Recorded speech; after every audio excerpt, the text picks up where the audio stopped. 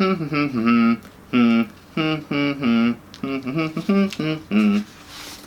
really wonder why this book is called Angels and Demons. I mean, there's plenty of angels in it. They're important to the plot. There's a bunch of statues that point in the right direction, but no demons anywhere.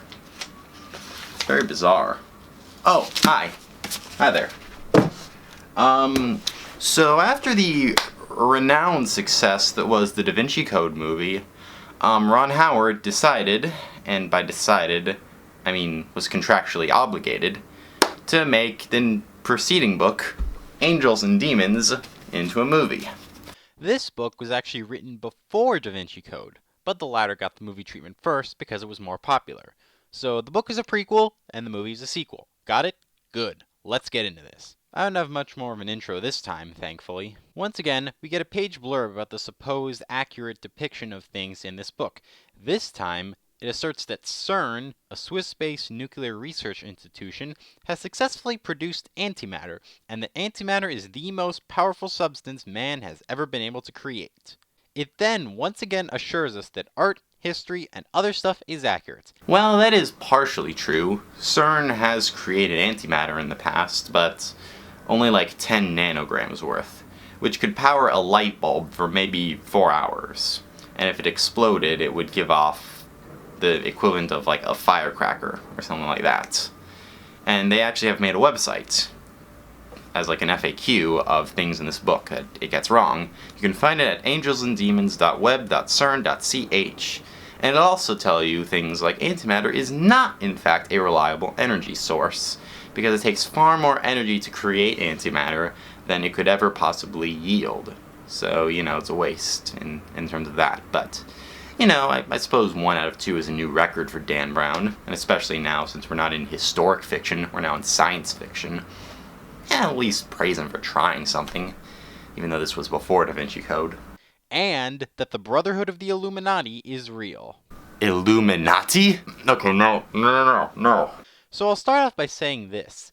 Thank God this is not a direct translation like the Da Vinci Code movie was. They changed things and removed certain elements that didn't work. The start of this novel and movie are completely different. The novel starts off with a scientist at CERN named Leonardo Vetra getting killed and a piece of antimatter stolen from the facility.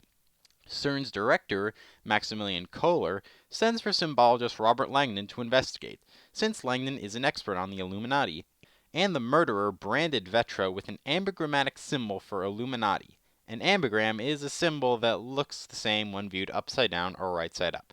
Something kinda dumb that's said is that this ambigram is apparently legendary, and not even modern scholars could recreate it, meaning that Langdon can definitely confirm that this means the actual Illuminati killed Leonardo. Here's a computer program that can make that exact same ambigram.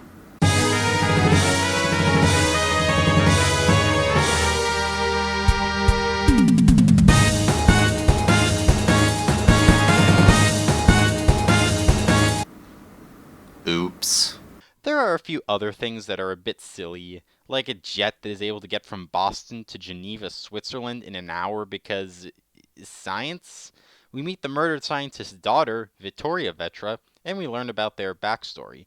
Leonardo was a devoutly religious man who was determined to use physics to prove the existence of God. I actually like that idea, and I am kinda surprised there aren't more people out there like that are well publicized.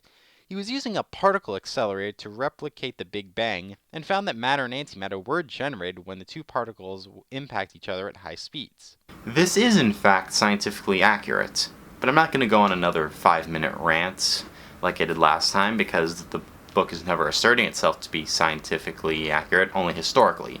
So in the areas that it's not, what do I care? It's science fiction.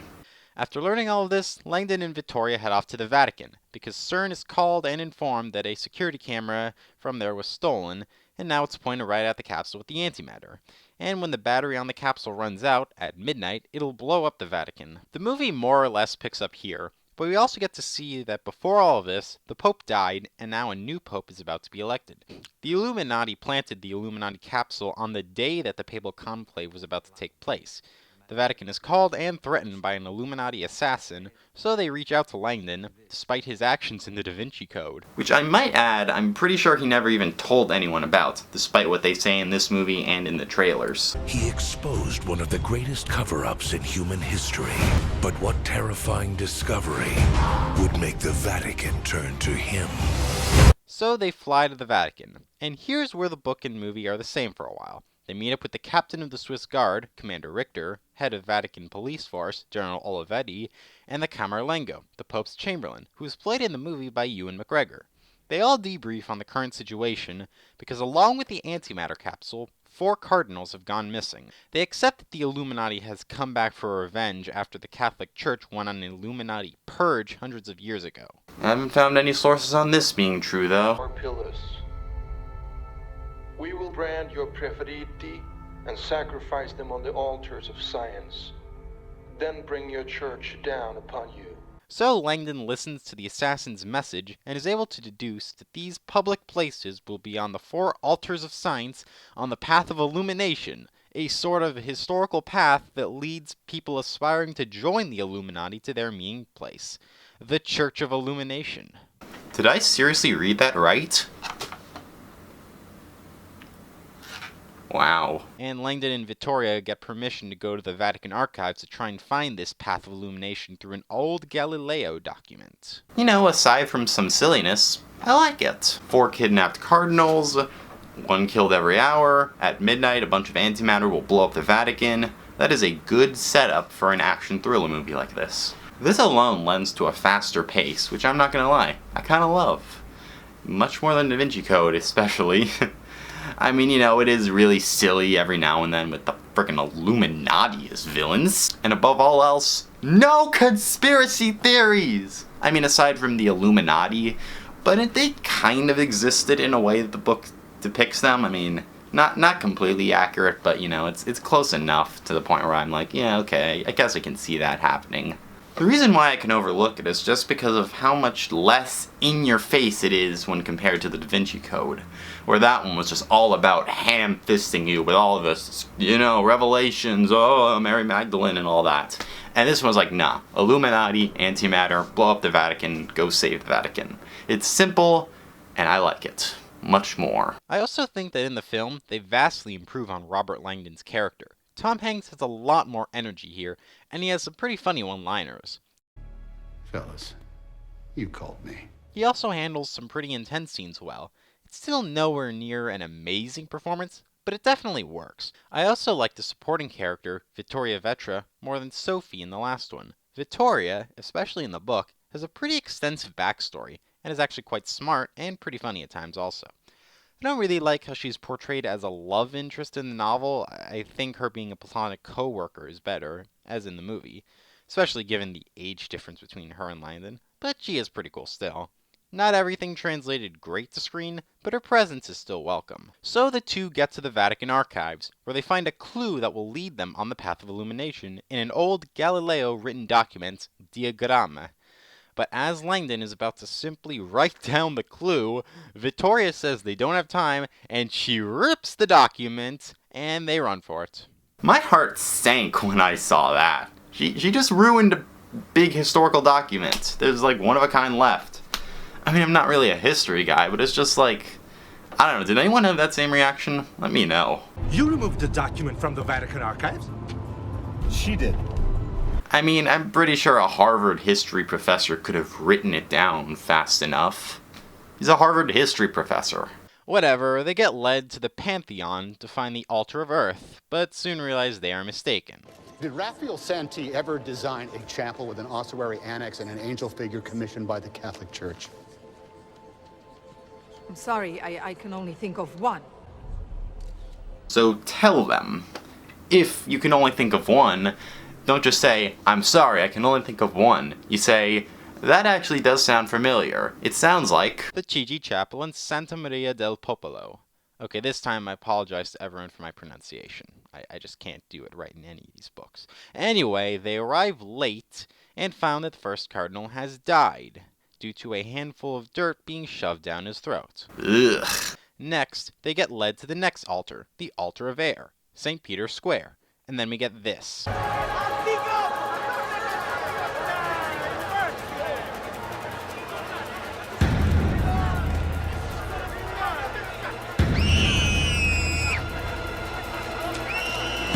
Then we get this graphic scene where we see the Cardinal suffocating because his lungs have been punctured.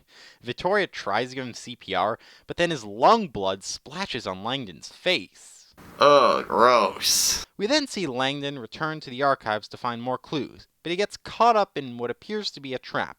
See, the Swiss Guard, in order to find the antimatter capsule, are cutting off power to several parts of the Vatican to see if the lights will go off where the capsule is. And in doing so, they cut power to the archives where Langdon is. Admittedly, I'm not too keen on this moment. I'm not sure if I can believe Langdon managing to topple one of these bookcases over to break the glass, and especially not him using a gun even for this purpose. It just kind of feels wrong for his character to use a gun in general. But he survives. After trashing a ton of history. Meanwhile, Vittoria is able to determine that the Pope did not die by a stroke, but he was in fact murdered by the Illuminati by being overdosed with a certain drug that he normally took medicinally. Here's where the realm of believability, if not already thrown out the window, just crashes and burns entirely. The next altar, the Altar of Fire, is found thanks to the clue of the Bernini statue, the Ecstasy of St. Teresa, which, by the way, has a hilarious description in the book. It's in the Santa Maria della Vittoria church, where the cardinal is hung up by shackles over a large fire.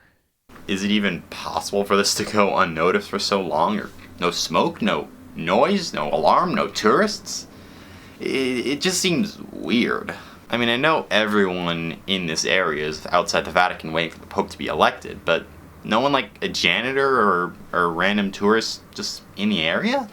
What? Well, the guards fail miserably to save the cardinal's life, and then this assassin shows up. He pretty much kills everyone except for Langdon. In the book, he kidnaps Vittoria, and she isn't here at all in the movie. So now Langdon finds the final altar, the Altar of Water. It's in the Fountain of the Four Rivers. The assassin casually just goes up and drops the last cardinal in the water, trying to drown him. In the movie, it's kind of an underwhelming struggle that ends with the assassin just dumping him and killing two policemen, and then just leaving. While in the book, it's an all-out underwater fight scene between him and Langdon that I imagine would be thrilling to see on screen. But, you know, whatever. He escapes, and we didn't get it. The cardinal dies in the novel, but in the movie, Langdon manages to save him. I guess I can now officially say that a Ron Howard movie has saved a life. Wow. So now, all that is left to discover is the Church of Illumination, the base of operations of the Illuminati. That sounds very, very stupid when I read it off my script. It's the Castel de St. Angelo. Langdon goes in and finds the Church of Illumination and the assassin. In the book, he has Vittoria tied up and plans to rape and kill her, and then nearly kills Langdon by throwing him off the balcony. But Vittoria frees herself and knocks him off the edge, killing him. In the movie, it's just a boring confrontation at gunpoint. Then he leaves and dies in a car bomb that is never explained. But it looks like the antimatter isn't here. So the two just happen to conveniently find this old path that was intended to be used to evacuate the Pope if need be. It leads them back inside Vatican City, where they're rushed to the aid of the Camerlengo, who's going to be attacked. They bang on the door, and conveniently, there's someone there to open the door for them from the other side. That's a lot of conveniences. In the book, there is a lot of build-up to this character Janus, the leader of the Illuminati. They assume it to be Maximilian Kohler, director of CERN from earlier, who flies to the Vatican to see the Camerlengo at this point in the novel. In the movie, the person who is going to confront him is the head of the Swiss Guard, Richter. I haven't mentioned him a whole lot in this review because throughout the whole story, all he does is doubt Langdon's abilities and be a jerk to everyone. In both versions, the following events happen to both characters. Langdon, Vittoria, and several security officers go to the Camerlengo's chambers to see he has been branded. The soldiers kill Kohler in the book and Richter in the movie. The Camerlengo then shouts out that this other character with them, whose name I forgot, is part of the Illuminati. In the movie, he just gets branded with the 2 cross keys symbol, while in the book, he gets branded with the amazing Illuminati diamond. Illuminati diamond? You can't make this stuff up, folks. You can't make Illuminati diamond. Wow. Dan Brown, how do you come up with this stuff? How? And stop going out of focus, please. At this point, they have maybe 20 minutes before the antimatter capsule blows up everything. They somehow arrive at the conclusion that it is in the tomb of the first pope, St. Peter, in the necropolis. They go down there and finally find the capsule, but there isn't enough time to change the battery. So the Camerlengo grabs it and runs away to the surface. He jumps in a helicopter and flies up. Thankfully, we have gotten explanation that he has served in the Italian military as a helicopter pilot, so this whole he can fly a helicopter thing isn't out of nowhere. Props to that. In the movie, the Camerlengo flies up in the helicopter, and the antimatter detonates over the Vatican, while the Camerlengo parachutes down to the surface and should be killed, but isn't. It still looks like a lot of damage is done to the Vatican, but I guess it's insignificant. And now for the book. Langdon gets the bright idea to go with the Camerlengo in the helicopter, and they fly up together. But Langdon soon realizes that this is a one-way trip. He thought they were going to throw it in the ocean or something. So the Camerlengo decides to jump without him, spoiling future turns for his character already. So now Langdon jumps out with no parachute. Okay, well, he has a windshield tarp. And get this, he uses the tarp to give him some air resistance and then steers himself towards the Tiber River, where he lands in the river and above everything survives. Survives! He jumps out of a helicopter with only a windshield tarp to slow his descent. Okay, I understand the supposed explanation, as when Langdon visited CERN earlier, Kohler told him about an experiment where 1 square yard of drag slows a human's fall by 20%. That and the impact in the water does knock him out and give him a concussion at least, so he's not out completely scot-free, but still, it's nuts. I'm almost happy that they took it out of the film version because of how stupid it is, but then again, I'm sad because there will always be a part of me that wants to see Tom Hanks do this stunt. It just, oh well. That's probably the most ranty I've gotten in this review. Shows how much better this one is than the last one. In the book, Langdon recuperates at a hospital before returning to the Vatican after discovering a secret that is uncovered in the movie by accessing security tapes by the means of a key given to him by Richter before he died. In the book, it's a camcorder that Kohler had to record his conversation with the Camerlengo. Essentially, it reveals that the Camerlengo was the true mastermind of all this. The helicopter thing kind of hints at it, but yeah, it's a thing. He hired the assassin and got the Illuminati brands and all that, and the assassin carried out everything. It is a bit dumb that that one guy was able to do all that stuff with the kidnapping the cardinals and the killing of them in those specific ways in those specific places, but given the resources he had, it's not too bad, I guess. The Camerlengo killed the Pope because he disagreed with him, starting to embrace the scientific community, believing that science and religion cannot coincide. The entire Illuminati thing was a hoax. It's actually pretty clever if you think about it. I do like the Camerlengo as a villain. I understand his motivations, and it is all the more sad because of what happens to him in the end. When he realizes everyone found out about what he did, he runs away and sets himself on fire. It's kind of sad for him. So the new pope is elected, Langdon gets access to the Vatican archives to finish a book he's writing, and in the book, Langdon and Victoria have sex, because why not? And that's the end. Wow. What an improvement. Angels and Demons, to me, is far superior than the Da Vinci Code in many, many ways. It has a much more exciting plot that is infinitely more gripping with its fast pace. It admittedly still falters when they need to explain things, but they at least keep it moving instead of just standing around and talking a lot. The first act is a bit slow and requires a lot of setup, but once Langdon is on the path of illumination, I'm hooked. It is a bit silly and over the top in a few areas, and it also takes its liberties for the sake of the story, but this time it's much easier to look past it, as the entire point of the story existing isn't to flaunt these as facts, it simply uses them to tell a story. The movie is also able to trim the fat of the book in a few areas, so it doesn't meander as much. It's just a simple, straightforward thriller. And it shows. I mean, just look at the difference in length between this and my Da Vinci Code video. The film is only 2 hours and 18 minutes instead of 3 hours.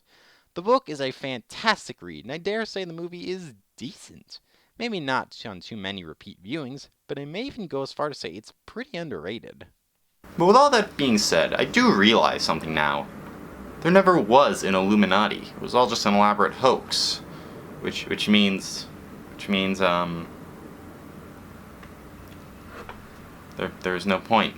No Illuminati, nothing. No Illuminati. No Illuminati.